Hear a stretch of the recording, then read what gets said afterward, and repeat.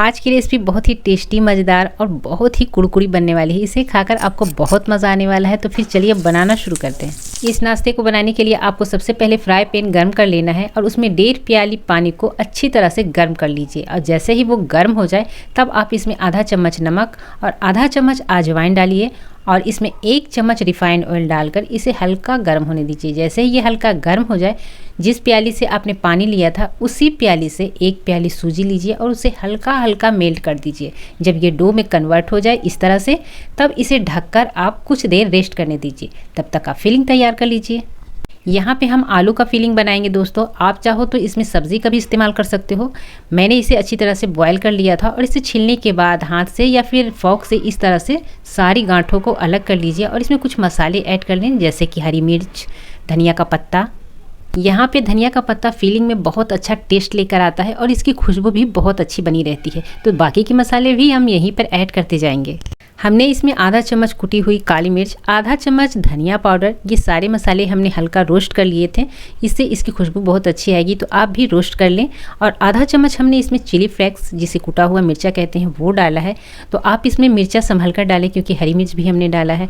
और भूनकर कुटा हुआ ज़ीरा आधा चम्मच, अगर 1 चम्मच डालो तो और भी अच्छा रहेगा क्योंकि इसकी खुशबू जो है बहुत अच्छी आती है और फ्लेवर भी। तो आधा चम्मच हम हल्दी पाउडर डालेंगे। आपको यहाँ पर 1 चम्मच बारीक कटा हुआ अदरक या फिर क्रश किया हुआ भी हो तो कोई बात नहीं, डाल सकते हो। इससे बहुत अच्छा फ्लेवर आएगा। और स्वाद के अनुसार नमक या फिर आधा चम्मच आप नमक डाल दो। और आपको यहाँ पे 1 प्याज को बारीक बारीक काट कर लेना है। अगर आप प्याज खाना पसंद नहीं करते हो तो इसे स्किप कर सकते हो, लेकिन डालेंगे तो बहुत ही अच्छा फ्लेवर आएगा। इससे बहुत ही अच्छा क्रंच भी आएगा। तो इसे हाथों से कुछ इस तरह से मसल दीजिए कि सारी पंखुड़ियाँ अलग हो जाए। चटपटे स्वाद के लिए आप यहाँ पे चाट मसाला या फिर नींबू का भी इस्तेमाल कर सकते हैं, उससे फ्लेवर और भी बढ़िया हो जाएगा। तो हम इसे अलग रख देते हैं। हमारी फिलिंग तैयार हो चुकी है। हमने सूजी का जो डो बनाया हुआ था वो ठंडा हो चुका है, तो उसे एक प्लेट में ट्रांसफ़र कर लेंगे और हाथों में पानी लगाकर उसे इस तरह से मिचकार लेंगे कि वो थोड़ा सॉफ्ट हो जाए। तो हमने इसी तरह से इसे मिचकार लिया है। इसे और भी सॉफ्ट करने के लिए हाथों में तेल यूज़ करें और इसे अच्छी तरह से एक बार फिर से मसल लें। इस तरह से ये बहुत ज़्यादा सॉफ्ट और लचीला हो जाएगा। तो ये भी तैयार हो चुका है। तो अब हम दूसरा काम कर लेते हैं। यहाँ पे मैं आपको एक बार फिर से याद दिला दूँ कि 1 प्याली सूजी के लिए आपको 1.5 प्याली पानी चाहिए होगी। इससे इसी तरह का डो आपका बनके तैयार होगा, जो बहुत ज़्यादा ना टाइट होगा और ना गीला होगा। इस तरह का परफेक्ट डो आप बना पाओगे बिना कुछ मेज़र के, ठीक है। 1 प्याली सूजी में आप इतने बड़े बड़े 3 लोई कट कर सकते हो। एक लोई को हम इस तरह से बेल लेंगे।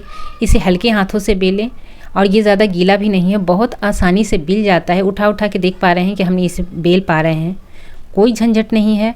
किसी भी प्याली से या फिर गिलास से इस तरह के छोटे छोटे पूरी कट कर लीजिए। और इस पूरी को भी हम आपको दिखा दे रहे हैं कि ये बहुत ज़्यादा सॉफ्ट भी नहीं है और ज़्यादा टाइट भी नहीं है। इसे जिस तरह से चाहेंगे आप उस तरह से ये मुड़ जाती है।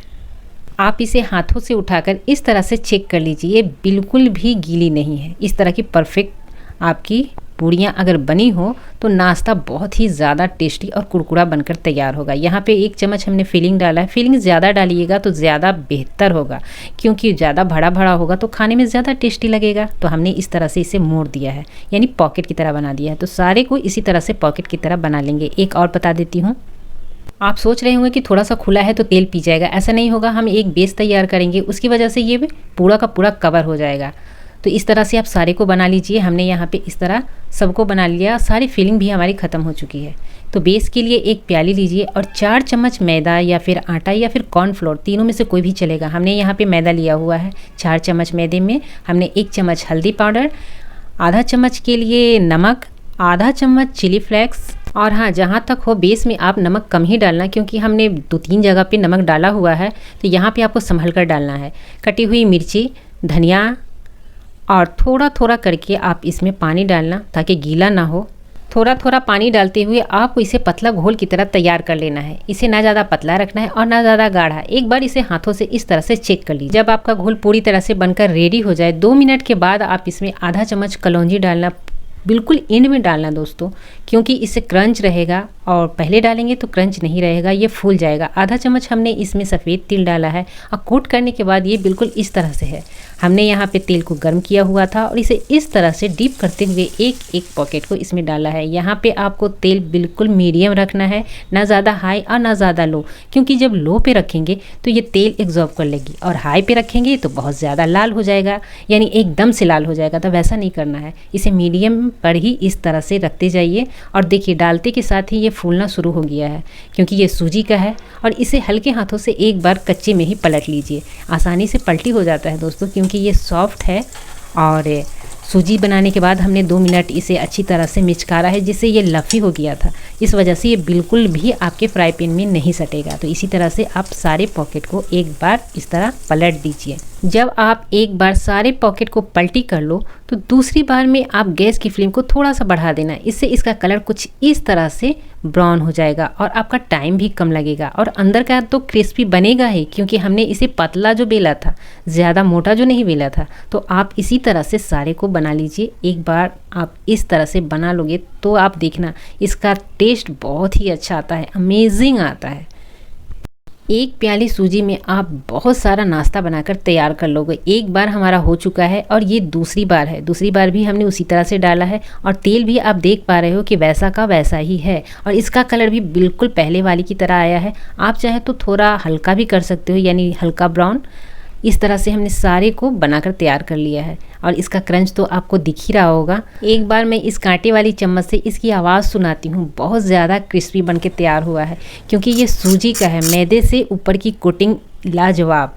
एक बार आप बनाएंगे तो बार बार बनाएंगे और अंदर की फीलिंग बहुत ही चटकदार है। आप इसे बिना किसी चटनी के और बिना सॉस के भी खा सकते हो। आप बच्चों के टिफ़िन में भी इसे देख सकते हो, क्योंकि ये बहुत ज़्यादा देर तक क्रिस्पी बना रहता है। मेरे घर में कुछ गेस्ट आए हुए थे, मैंने इसे बनाकर खिलाया, उन्हें बहुत अच्छा लगा, बहुत तारीफ़ करी।